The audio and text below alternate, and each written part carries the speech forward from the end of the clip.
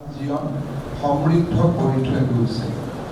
গুৱাহাটীৰ পৰা মাউণ্ট আবুলৈ ৰথ যাত্ৰা, মণিপুৰ ইটানগৰ আগৰতলাৰ পৰা গুৱাহাটীলৈ পদযাত্ৰা, শাশ্বত যৌগিক খেতিৰ জৰিয়তে সম্পূৰ্ণ গ্ৰাম বিকাশ, সেউজ ভাৰত, স্বচ্ছ ভাৰত, মাদক দ্ৰব্যমুক্ত ভাৰতৰ দৰে পদক্ষেপকে ধৰি বহুতো সমাজ হিতৈষী কৰ্মৰাজিৰে ৰাজযোগিনী শিলাদিদিয়ে মানৱ সেৱাৰ উৎকৃষ্টতম নিদৰ্শন আমাৰ আগত থৈ গৈছে।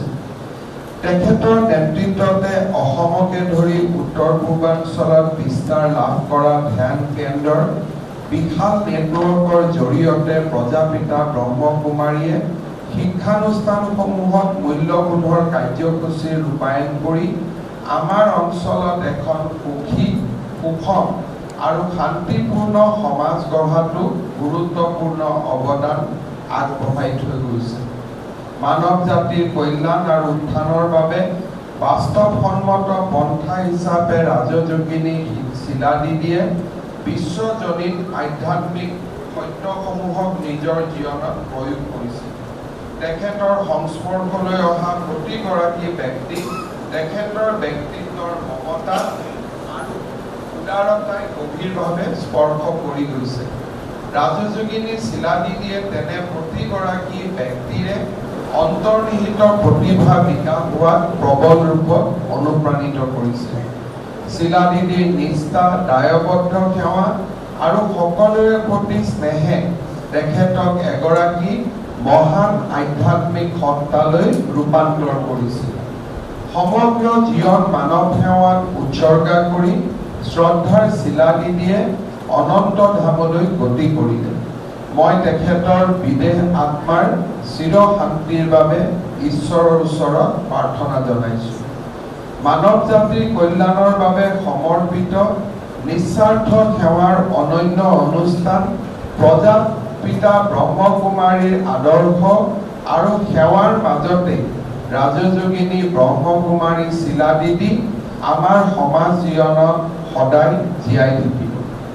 ৰাজযোগিনী শিলাদিদিৰ প্ৰতি শ্ৰদ্ধাঞ্জলি জনাবলৈ অনুষ্ঠিত এই কাৰ্যসূচীৰ মাধ্যমেৰে প্ৰজাপিতা ব্ৰহ্মকুমাৰী পবিত্ৰ চৌহদত উপস্থিত হ'বলৈ পাই মই নিজকে ধন্য মানিছোঁ। যোৱা বছৰ মাউণ্ট আবুলৈ গৈ প্ৰজাপিতা ব্ৰহ্মকুমাৰীৰ আধ্যাত্মিক আৰু সামাজিক কৰ্মৰাজিক প্ৰত্যক্ষভাৱে দেখাৰ মোৰ সৌভাগ্য হৈছিল। এই মহান অনুষ্ঠানৰ আধ্যাত্মিক যাত্ৰা আৰম্ভ হৈছিল 1930 চনত, যেতিয়া ব্ৰহ্ম বাবাই ধাৰাবাহিকভাৱে ঐশ্বৰিক অভিজ্ঞতা লাভ কৰিছিল। এই ঐশ্বৰিক অভিজ্ঞতাসমূহে তেখেতৰ জীৱন আৰু বিশ্বাসৰ ৰূপান্তৰ সাধন কৰিছিল।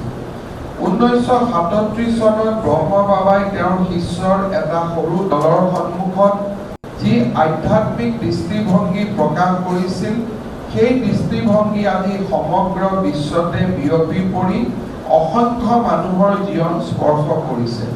ব্ৰহ্মকুমাৰীৰ দ্বাৰা পৰিচালিত ধ্যান কেন্দ্ৰ আৰু আধ্যাত্মিক কাৰ্যসূচীসমূহে এই মহান সংগঠনটোৰ অনন্য আধ্যাত্মিক দৰ্শন প্ৰচাৰ কৰাই নহয়, ইয়াৰ সংস্পৰ্শলৈ আহি বহুজনে আত্মসিদ্ধি আৰু ঈশ্বৰৰ সৈতে সংযোগ স্থাপনৰ পথ প্ৰশস্ত কৰিছে।